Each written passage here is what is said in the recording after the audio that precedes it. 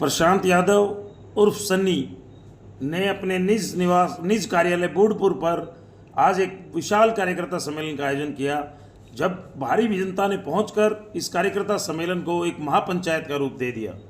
उन्होंने कहा कि आज से पहले जो प्रतिनिधि रहे हैं वो जीत जाते हैं तो चंडीगढ़ में आराम करते हैं और यदि हार जाते हैं तो अपनी कोठी में विश्राम करते हैं। मैं जनता के बीच का व्यक्ति हूँ, मैं हमेशा जनता के लिए लड़ता रहूँगा, जनता के काम करूँगा। उन्होंने कहा कि जनता पैसे नहीं प्यार मांगती है, जनता के बीच रहकर जनता की सेवा करूँगा। जनता चाहती है कि उनका प्रतिनिधि उनकी आवाज़ बुलंद करे। उन्होंने कहा कि भाजपा वर्कर की पार्टी नहीं है, जो इसको धमकाएगा ये उसको टिकट देती है। मैंने राव साहब के साथ साथ पार्टी की भी खूब सेवा की है, फिर भी मुझे टिकट नहीं दिया गया। कोई भी राजनीतिक घराना ये नहीं चाहता कि कोई गरीब का बच्चा ऊपर आए। क्यों? क्योंकि इनके बच्चे तो इतनी मेहनत कर नहीं पाएंगे, इसलिए ये नहीं चाहते कि कोई भी गरीब का बच्चा ऊपर आए। ये उस गरीब के बच्चे को दबाने का काम करते हैं। बस अब आज महापंचायत बुलाई थी, क्या पूरा कार्यक्रम था, क्या डिसीजन लिया गया? देखिए, आज महापंचायत बुलाई नहीं गई थी।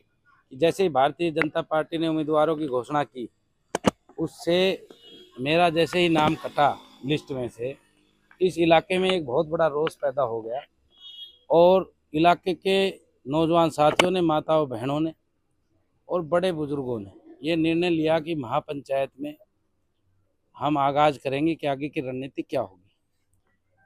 तो आज महापंचायत इस क्षेत्र की जनता ने बुलाई थी और उस क्षेत्र की जनता ने बड़े खुले मन से ये फैसला लिया है कि हम आपको चुनाव लड़ाएंगे, ना कि आप लड़ेंगे, और पंचायती रूप के उम्मीदवार आप रहोगे। तो आज महापंचायत ने मुझे पंचायती उम्मीदवार घोषित किया है। मैं सभी बड़े बुजुर्गों का, नौजवान साथियों का, माताओं बहनों का आभार व्यक्त करता हूं कि उन्होंने मुझ पर विश्वास किया है। क्या डिसीजन एक सिंबल को लेकर थी, किसी पार्टी के साथ जाएं या फिर जनता से? आप खुद भी कह रहे हैं कि जनता। देखिए, मैंने ये बात कही थी कि भाई किसी पार्टी से हम दूसरी पार्टी से, और ये नहीं है कि किसी पार्टी से हमारे पास ऑफर नहीं था कि छोड़ के भारतीय जनता पार्टी को और कांग्रेस को सभी पार्टी के हमारे पास ऑफर आई थी कि आप हमारी पार्टी से चुनाव लड़ें। परंतु जब पंचायत ये फैसला ले लेते कि आप पंचायती उम्मीदवार हैं, तो फिर आप किसी दल में नहीं जा सकते। पंचायत का उम्मीदवार तो जनता का उम्मीदवार होता है। तो हम जनता की टिकट पर चुनाव लड़ेंगे, जो सिंबल हमें आएगा उसके बाद हम अपना प्रचार प्रसार शुरू करेंगे। पिछले 5 साल की हम बात करें तो लगातार आप एक्टिव भी दिखाई दिए और कहीं ना कहीं चर्चाएं भी थी कि संघ में आप लगातार उनके कामों में लग रहे थे, संघ का काम हो, संगठन का काम हो, लगातार थे। वही राव के साथ भी आप लगातार देखे गए, उनका कोई भी चुनाव किस तरह की कुछ बातें हो। ऐसा क्या हुआ कि उनको टिकट आपकी काटने? आपको क्या लगता है, क्या आकलन किया आपने? देखिए, मैं संघ का नाम लेना नहीं चाहता था कि मैंने जो शर्तें गिनवाई उसमें मैंने कभी भी संघ की नहीं गिनवाई, पर आज आपने अगर आप नाम ले दिया तो संघ का मैं स्वयंसेवक हूँ। और हमारी राष्ट्रीय स्वयंसेवक संघ हमें ये सिखाती है कि जब भी देश को कोई ज़रूरत हो तो आप देश की लड़ाई लड़ें, और जब आपके क्षेत्र की कोई आवाज़ हो तो उस आवाज़ में कई बार कोई भी व्यक्ति विशेष या कोई पार्टी या कोई अधिकारी गलत निर्णय ले लेता है, तो आपने वो बातें सब भूलकर अपने अधिकारियों की लड़ाई के लिए लड़ना है। ये हमारी राष्ट्रीय स्वयंसेवक संघ ने हमें सिखाई है। आपने कहा कि आपने भारतीय जनता पार्टी का राव इंद्रजीत सिंह जी का साथ दिया है। देखिए, मैं 5 साल से नहीं 10 साल से लगातार जब भी भारतीय जनता पार्टी का कहीं भी चुनाव हुआ, मैंने बड़े उमंग और उत्साह के साथ भारतीय जनता पार्टी का साथ निभाया है। और मैं ये मानता हूँ कि पूरा देश ही नहीं, पूरा विश्व माननीय प्रधानमंत्री नरेंद्र मोदी जी की कही हुई बात पर विश्वास करता है, और उनको कहीं ना कहीं वो मानता है कि माननीय प्रधानमंत्री नरेंद्र मोदी जी ने बात कही है तो कहीं ना कहीं सफल होगी। मैंने भी अभी, उन्होंने घोषणा की थी कि हम 1 लाख नौजवानों को राजनीति के मैदान में उतारेंगे, तो मैंने कहीं ना कहीं उनकी बात को ये मानकर ये माना था कि प्रशांत सन्नी यादव अभी उम्मीदवार होंगे। और इलाके ने भी माना था जब उन्होंने अभी 15 अगस्त को जब ये भाषण दिया कि हम 1 लाख नौजवान जो साधारण परिवार से आते हैं उनको राजनीति का अवसर देंगे, तो सभी क्षेत्र के लोगों ने मुझे बधाई देना शुरू कर दी थी। क्यों मैं ये बड़े गर्व के साथ कह रहा हूँ, एक मैं ही ऐसा व्यक्ति हूँ पूरे हरियाणा में कि जो नौजवान हूँ, 36 साल मेरी उम्र हुई है। इन्होंने कहा नौजवान को टिकट देंगे, और ये कहा कि साधारण परिवार के व्यक्ति को टिकट देंगे, ये कहा कि सर्वे में जो सबसे ऊपर आएगा उसको टिकट देंगे। तो मैं आज बड़े खुले मन से कह रहा हूँ कि नौजवान, में 36 साल मेरी उम्र है, नौजवान होना ही मेरा टिकट मांगने का अधिकार नहीं है। मैंने 2 चुनाव लड़के ये साबित किया है कि इस इलाके की जनता मुझे अपने सेवक के रूप में देखना चाहती है। और दोनों चुनाव में, एक चुनाव में मेरे को 10,000 से ज़्यादा वोट मिले और 4,000 वोटों से मैं जिला परिषद का वो चुनाव जीता था।